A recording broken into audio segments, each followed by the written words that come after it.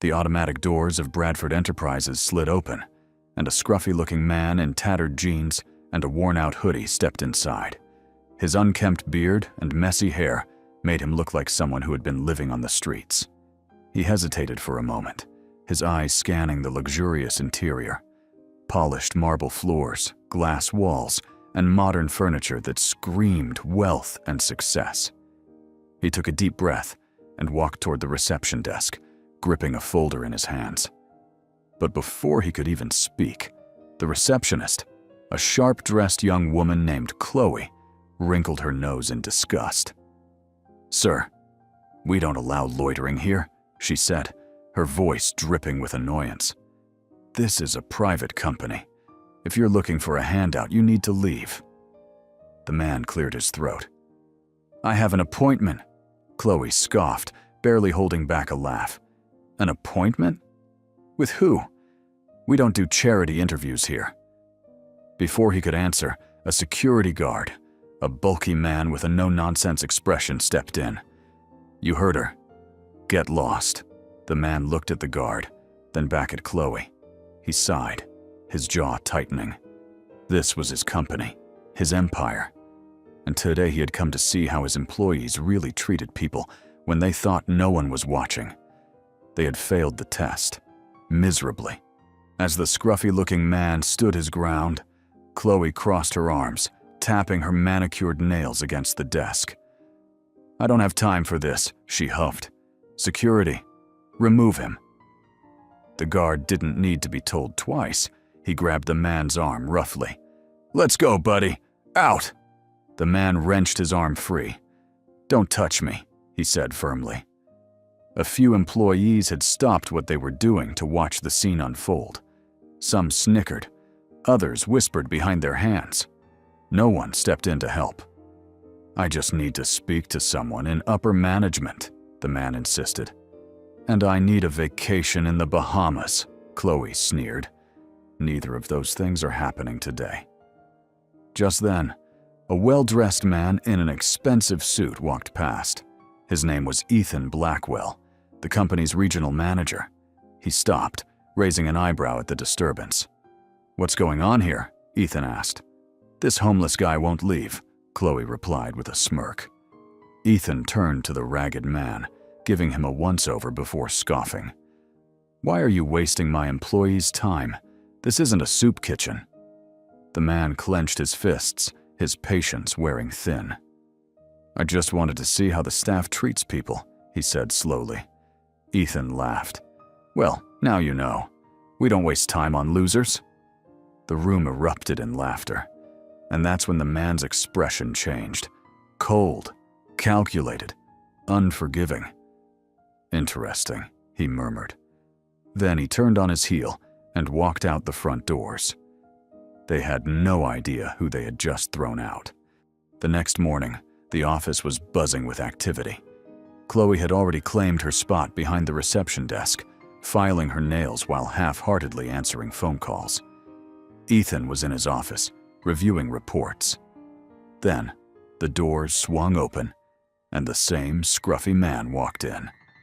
But this time, he wasn't alone. Two sharply dressed men in black suits flanked him, their expressions unreadable. Their presence alone sent a ripple of unease through the lobby. Chloe's smirk faltered. "Oh, you again? Didn't get the message yesterday?" she scoffed. Before she could call security, one of the men in suits stepped forward. "That won't be necessary," he said firmly.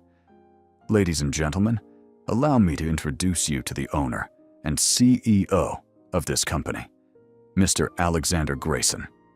Silence fell over the room. Chloe's eyes widened in horror. Ethan, who had just walked out of his office, stopped in his tracks.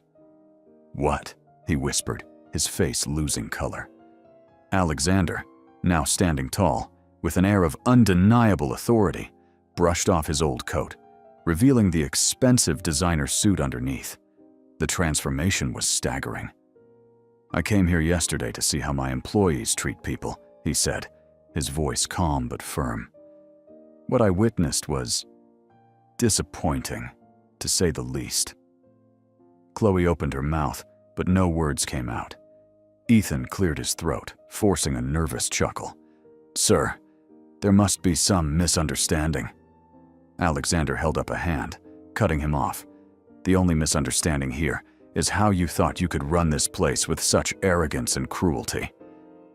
He turned to the employees who had watched it all happen. "How many of you saw what happened yesterday and said nothing?" Several workers looked down, ashamed. Alexander's gaze returned to Ethan. "You were supposed to set the standard. Instead, you mocked someone you thought was beneath you. Chloe, you laughed as if it was entertainment. And everyone else? You let it happen." His voice dropped lower, more dangerous. "I built this company from nothing. I created jobs, opportunities, a future. But what I will not allow is a toxic culture where people think they can mistreat others and get away with it." He looked Ethan dead in the eye. "You're fired." The room erupted in gasps. Ethan took a step back. "Sir, please. Security will escort you out. Collect your things," Alexander ordered coldly.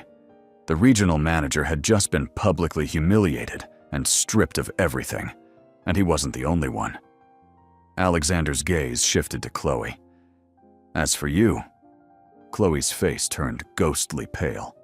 She fidgeted with the hem of her blouse, her confidence crumbling under Alexander's piercing stare. Mr. Grayson, I was just following orders. Ethan told me to handle things that way," she stammered, her voice barely above a whisper. Alexander crossed his arms. "So, if someone tells you to mistreat another human being, you just do it?" His voice was laced with disappointment. "No morals, no decency?" Chloe's lips trembled. I didn't mean." "Save it," Alexander cut her off. "You mocked a man based on his appearance. You laughed as someone was humiliated. That's not the kind of employee I want representing this company." Chloe opened her mouth to plead, but Alexander was already turning away. "You're fired," he declared, his voice final. Security guards approached, ready to escort both Chloe and Ethan out. Ethan, still in shock, snapped out of it and turned aggressive. "You can't do this. I was running this company just fine before you walked in here in your pathetic disguise." Alexander let out a dry chuckle. "And yet, the moment I saw how you treated a stranger, I knew this place was being run into the ground." Ethan clenched his fists, glaring at the employees who now avoided eye contact. He had no allies left. Security grabbed his arm and he yanked it away. But before he could throw another fit, they guided him toward the exit. Chloe followed closely behind, her head hanging low. And just like that, the two biggest problems in the company were gone. For a long moment, no one spoke. The tension in the air was thick. People were both terrified and relieved at what just happened. Then, Alexander turned back to the remaining employees. "The rest of you, listen up," he said, his voice calm but commanding.